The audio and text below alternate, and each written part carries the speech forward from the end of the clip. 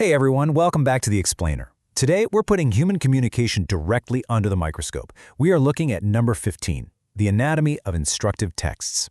You know, whether you're trying to decode some massive legal statute, just following an assembly guide, or navigating a really nuanced social negotiation, you are actively engaging with these fascinating, totally invisible rules of textuality that organize human thought and shape our behavior.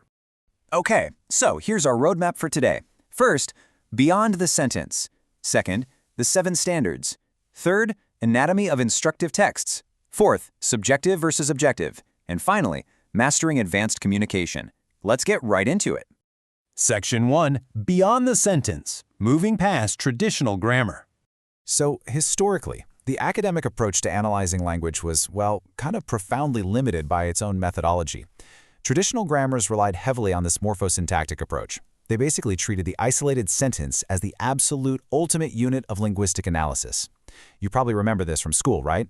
Students and scholars were taught to parse structures by dividing them internally, diagramming subjects, verbs, and objects in a complete vacuum. But here's the problem.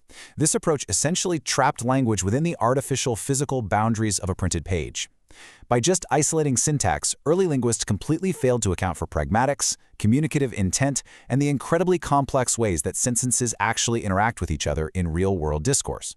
Obviously, a paradigm shift was totally necessary.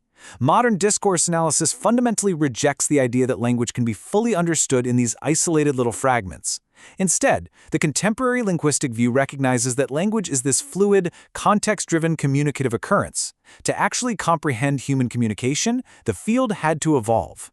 It had to look at coherent, continuous stretches of language in actual use, situated right inside their social and cognitive environments. We essentially needed a comprehensive text grammar that looked at not just the internal structure of a sentence, but its external function in society. And you know, this functional shift is just beautifully captured by the etymology of the word itself. The word text actually originates from the Latin word textus, which literally translates to something woven. A text is defined as a unit of language in use that forms a cohesive whole. Without this intricate weave, sentences are just disjointed, isolated instances of syntax. But when you weave them together, they transform into a unified communicative event that can transfer incredibly complex meaning across both time and space. This metaphor of woven fabric perfectly shows us linguistic interdependence.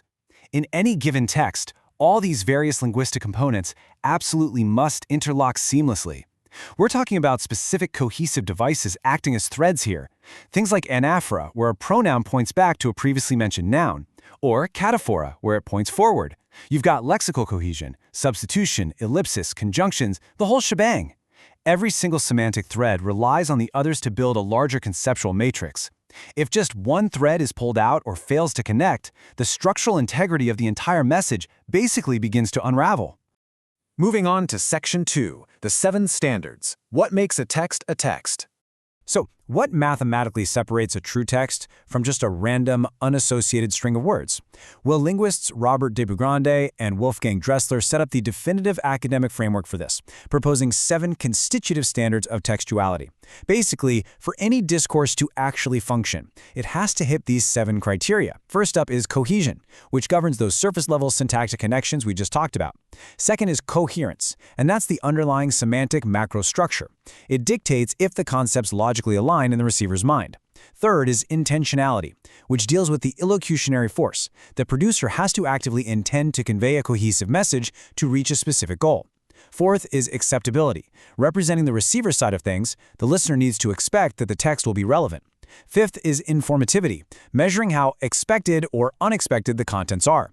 Sixth is situationality, meaning the text must be contextually relevant to the immediate environment. And finally, number 7, intertextuality. This means that a text inevitably depends on the participant's prior knowledge of other existing texts. If a stretch of language severely violates these standards, communicative breakdown is practically guaranteed. But hold on, just satisfying those constitutive standards doesn't automatically make a text highly successful. Beaugrand and Dressler also pointed out 3 regulatory principles that govern the pragmatic utility of the text in the real world. First, efficiency. This demands that a text can be processed with minimum effort. Then effectiveness. That's the text's ability to leave a strong impression and actually hit its communicative goal. And finally, appropriateness, which is that delicate harmony between the text and its social context. Now, these principles clash all the time. For instance, think about shouting fire in a crowded theater. Highly efficient, incredibly effective, right? But if you do it in a formal setting where there's no actual emergency, it completely lacks appropriateness. So mastering the dynamic tension between these three is really the hallmark of sophisticated communicative competence. All right, Section 3, Anatomy of Instructive Texts, Guiding Actions and Behaviors. Now let's apply this vast academic framework to a really specific specimen today, the highly standardized genre of instructive texts.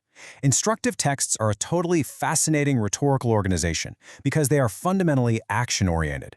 Unlike your typical descriptive or narrative texts, instructive discourse has a profound psychological and physical intent. The encoder is actively trying to manipulate the decoder's future actions. The overarching goal of an instructive text is compliance. It's about guiding the receiver through very specific behaviors to inevitably arrive at a predetermined outcome. Because these instructive texts exist specifically to guarantee compliance, they are cognitively designed around a rigid tripartite structure. This is basically to accommodate human working memory constraints. Step 1 is the introduction, which acts as a cognitive primer. It sets the contextual schema, outlines the tools you need, and preps the reader. Step 2 is the main body. This is the core procedural discourse, giving you that chronological, step-by-step guidance. It relies really heavily on imperative verbs and temporal sequencing just to keep cognitive load to a minimum. And then step 3 is the conclusion. This wraps the whole thing up, often giving a summary or a verifiable end state so you, the receiver, can actually confirm you've successfully achieved the outcome. Section 4, Subjective versus Objective. Who is directing the instruction? So while that underlying three-part structure stays constant, the rhetorical execution of an instructive text fundamentally changes based on epistemic authority. What does that actually mean? Well, subjective instructions are overwhelmingly sender-directed. They're heavily rooted in the personal authority or the specific demands of the encoder. Because of this, they use active voices, direct pronouns, and they carry a really socially immediate interpersonal tone. On the flip side, objective instructions are strictly receiver-directed. These are highly formalized, impartial texts built for an abstract, universal audience. To get that aura of indisputable authority, objective texts intentionally remove the sender entirely from the discourse. I mean, you are rarely, if ever, going to find first-person pronouns in a legal statute or a technical manual. To achieve this universal comprehension, objective texts are engineered literally block by block, using really standardized syntactic conventions. They rely on the passive voice, nominalization, and bare imperatives that are totally stripped of any social softening. And this rigid standardization is absolutely deliberate. By eliminating semantic ambiguity and personal bias, objective texts become deiantic artifacts. They're documents that hold intrinsic authoritative weight. They don't just ask a reader to complete a task, the structure itself commands the behavior uniformly, literally regardless of who happens to be reading it. Section 5, Mastering Advanced Communication, System and Ritual Constraints. So why does all this matter for you? Well, achieving advanced communicative competence, especially when you're deploying subjective, instructive texts, requires a really sophisticated balancing act between two competing pragmatic frameworks. On one side, you've got the Gricean maxims, proposed by Paul Grice. These maxims demand strict efficiency. They basically say you must provide exactly the right amount of info, speak the truth, stay strictly relevant, and be completely unambiguous. But here's the catch. Adhering strictly to Gricean efficiency often results in instructions that sound incredibly rude or aggressive. And that is exactly where Leach's politeness principle has to step in. Jeffrey Leach theorized that communication also requires ritual constraints to maintain social equilibrium and mutual civility. So advanced communication is really this constant, real-time negotiation between the system constraints of Gricean efficiency and the social ritual constraints of Leach's politeness. Ultimately, mastering textuality isn't just some exercise in grammatical precision. It's literally the mastery of human behavior and social equilibrium. The structure of our discourse directly dictates the outcome of our interactions. So let's frame this as an ongoing academic inquiry for your own life. The next time you have to actively guide someone's behavior through a subjective, instructive text, how are you going to meticulously calibrate the efficiency of your syntax with the necessary pragmatic politeness to preserve the social fabric? Discourse is power, but only if you actually understand the underlying rules. Thanks so much for joining me on this explainer, and keep exploring the profound mechanics hiding right there within our everyday language.